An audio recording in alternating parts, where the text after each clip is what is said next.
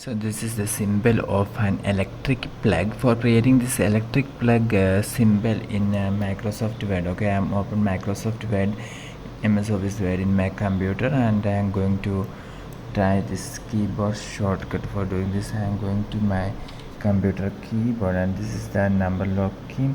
So I press and enable this number lock.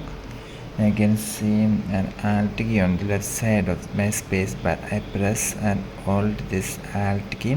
I am not removing my finger from this Alt key. At the same time, I am going to type here 128268.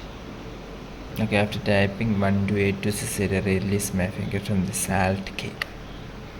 So now you can see that this is the symbol of electric plug have been added in our Windows computer. For more videos you can subscribe. Thank you.